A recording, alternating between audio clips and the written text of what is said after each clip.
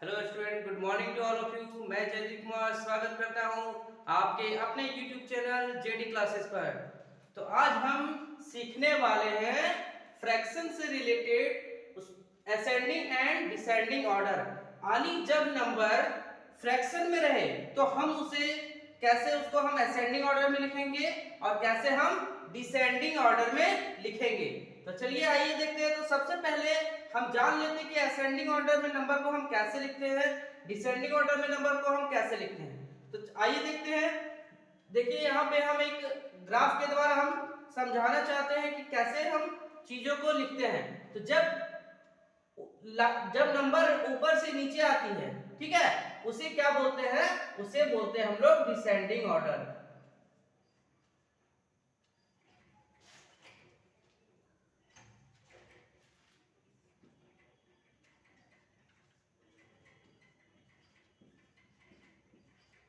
Descending order, ठीक है। जब नंबर घट रहा हो तो उसे हम क्या बोलेंगे? Descending order. हिंदी में इसे बोलते हैं घटते क्रम में। घटते क्रम में इसका एक और नाम है अवरोही क्रम। अवरोही क्रम, ठीक है। ये आ गया समझ में? इसको और डीपली से समझाएंगे। पहले इसको इधर देख लेते हैं। क्या है? जब नंबर बढ़ रहा हो, ठीक है, जब नंबर बढ़ रहा हो, जैसे 1 2 3 4 5 6 7, ऐसे जब नंबर बढ़ रहा हो तो हम उसे बोलते हैं असेंडिंग ऑर्डर।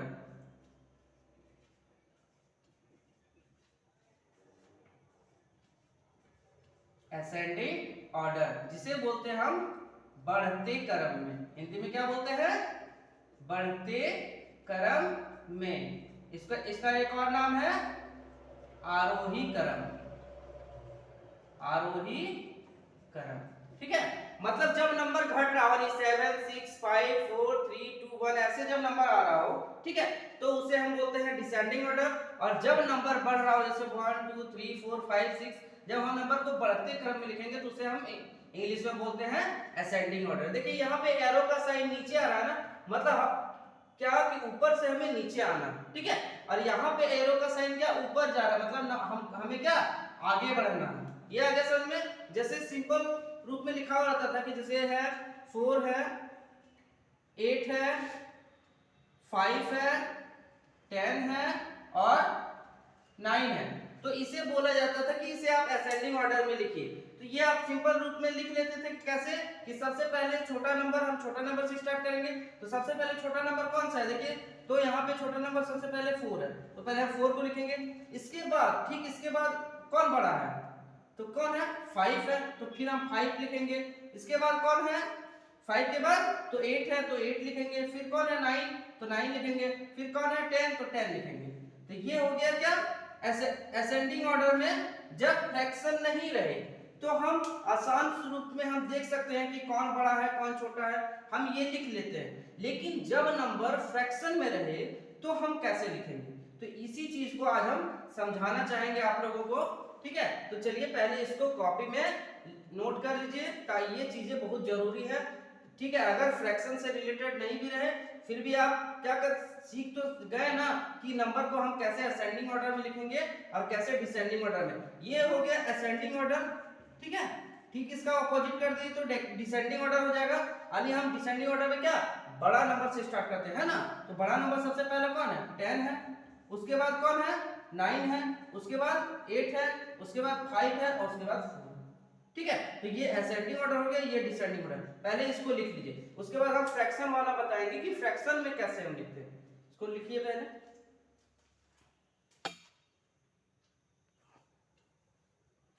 चलिए अब देखिए फ्रैक्शन वाला आ गया ना, ठीक है। अब इसको समझते हैं कि कैसे इसको हम असेंडिंग ऑर्डर में हम लिखेंगे। देखिए क्वेश्चन में बोला भी गया है कि arrange the fraction 2/3, 1/6, 5/9 and 7/12 in ascending order. मतलब ये जो नंबर है इसको क्या करना है? हमें असेंडिंग ऑर्डर में लिखना है। तो क्या पता चल रहा है यहाँ पे कि कौन सा छोटा नंबर है कौन सा बड़ा नंबर है, ठीक है। अब कैसे पता कीजिएगा? एक एक होता है जैसे 10 है और उसको हम जैसे नीचे 5 है तो इसको डिवाइड कर लेंगे 2 आ जाएगा। तो हम इस तरह से पता कर सकते हैं, लेकिन क्या यहाँ नंबर एग्जैक्टली कट रहा है, नंबर पॉइंट में आ रहा है, ठीक है। तो इसीलिए इसका आसान तरीका क्या होता है, देखिए आइए पहले फ्रैक्शन को हम यहाँ लिख लेते हैं।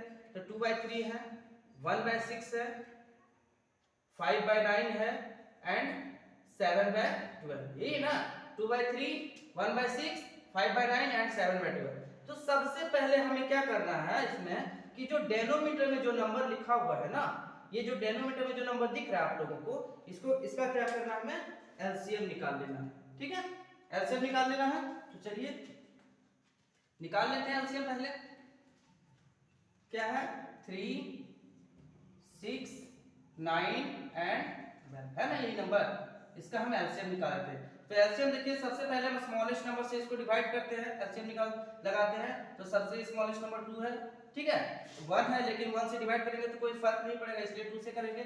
तो 2 का टेबल 3 नहीं आता तो 3 का 3 लिख देंगे। 2 का टेबल 6 आता है, कितने टाइम्स में, 3 टाइम्स में, तो 3। 2 का टेबल 9 नहीं आता तो 9 का 9, और 2 का टेबल में 12 आता है, 6 टाइम्स में आता है, लिख दिए। फिर आप देखिए 2 से तो लगेगा नहीं, अब 3 से हम लगाएंगे।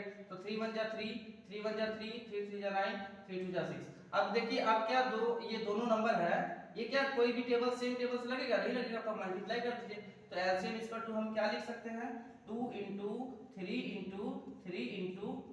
अब देखिए 2 3 जा 6, 6 3 जा 18, 18 2 जा क्या होगा, 36, 36 आ गया।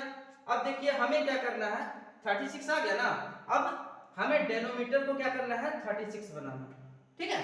तो चलिए आइए करते हैं। तो 2/3, जब इसको हमें 36 बनाना है 3 को, इसको हमें किससे मल्टीप्लाई करना पड़ेगा, 12 से मल्टीप्लाई करना पड़ेगा। तो जब हम नीचे 12 से मल्टीप्लाई किए तो हमें ऊपर भी तो 12 से मल्टीप्लाई करना पड़ेगा, ये तो चीजें हम कल बता चुके हैं ना। तो 12 को 2 से मल्टीप्लाई करेंगे तो कितना होगा, 24, और 12 को 3 से मल्टीप्लाई करेंगे तो कितना होगा, 36। सेम आगे काम करना है हमें 1/6 वाला में, 1/6 इसको 36 बनाने के लिए किससे मल्टीप्लाई करना पड़ेगा, 6 से, तो ऊपर भी हम 6 से मल्टीप्लाई कर देंगे, ठीक है। अब देखिए 6 1 जा 6 और 6 6 जा 36। फिर इसमें काम करना है 5/9 में, तो 5/9, ठीक है, 5/9 लिख लिए। अब 9 को अगर हमें 36 बनाना है तो किससे मल्टीप्लाई करना पड़ेगा, 4 से। तो 5 को भी 4 से मल्टीप्लाई करेंगे, तो 5 4 जा 20 और 9 4 जा 36, ठीक है। नेक्स्ट आगे काम करना है भैया हमें 7/12 में। तो 7/12, अगर 12 को अगर हमें 36 बनाना है तो क्या करना पड़ेगा, हमें 3 से मल्टीप्लाई करना पड़ेगा। तो जब हम नीचे 3 से मल्टीप्लाई किए तो ऊपर भी तो हमें 3 से मल्टीप्लाई करना पड़ेगा ना, ठीक है। अब देखिए क्या आएगा, तो 7 3 जा 21 और 12 3 जा 36, ठीक है। अब जब डेनोमीटर हमारा सब में सेम आ चुका है तो हम अब आसानी से पता कर सकते हैं कि कौन सा बड़ा है कौन सा छोटा, क्योंकि कल हम ये कंपैरिजन में आप लोगों को बताए थे कि जब डेनोमीटर सेम है तो जो बड़ा नंबर होता है वही एक्चुअली बड़ा होता है, समझे। तो पहले इसको लिख लेते हैं। तो सब तो देखिए हमें असेंडिंग ऑर्डर में लिखना था ना, तो असेंडिंग ऑर्डर में लिखने के लिए सबसे पहले हमें छोटा नंबर से स्टार्ट करना पड़ेगा। तो छोटा नंबर देखिए यहाँ पे है 6/36, पहले लिख लीजिए 6/36, लिख लिए, ठीक है। इसके बाद कौन है, इससे बड़ा कौन है, तो 6/36 से बड़ा कौन है, 20/36 है ना, 20/36। इससे बड़ा कौन है, तो इससे बड़ा कौन है, देखिए यहाँ पे 21/36, तो 21/36 लिख लिए। और इससे भी बड़ा कौन है, तो 24/36, 24/36 ये लिख लिए, यहाँ तक आ गए। अब देखिए ये जो 6/36 है ये किससे आया है, 6/36 1/6 से आया, तो हम लिखेंगे यहाँ पे 1/6। ग्रेटर देन स्मॉलर देन किससे है, ये 20/36 किससे आया है, 20/36 5/9 से, तो 5/9 को फिर हम लिखेंगे, फिर ग्रेटर देन का साइन देंगे। फिर देखिए ये 21/36, 21/36 किससे आया है, 7/12 से, फिर हम 7/12 को लिखेंगे।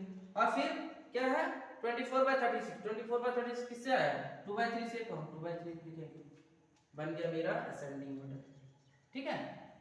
अब इसको आप और तरीके से ये भी सही है, इसको ऐसे भी लिख सकते हैं 1/6, 5/9, 7/12 एंड 2/3। आया समझ में। तो ऐसे जब जो फ्रैक्शन में रहे और चीजों को जब हमें असेंडिंग ऑर्डर में या डिसेंडिंग ऑर्डर में लिखने के लिए बोला जाए तो हम इस रूप में क्या करते हैं, सबसे पहले एलसीएम निकालते हैं नंबर का जो डिनोमिनेटर है, डेनोमीटर का एलसीएम निकालते हैं, फिर सब का जो डेनोमीटर है उसको हम क्या करते हैं, बराबर करते हैं, और फिर हम देखते हैं कि बड़ा नंबर कौन सा है, तो उस हिसाब से हम क्या करते हैं, मतलब चीजों को हम असेंडिंग ऑर्डर में सजा देते हैं। चलिए इसको कॉपी में नोट कीजिए, तो स्क्रीनशॉट ले लेते हैं, स्क्रीनशॉट ले लीजिए।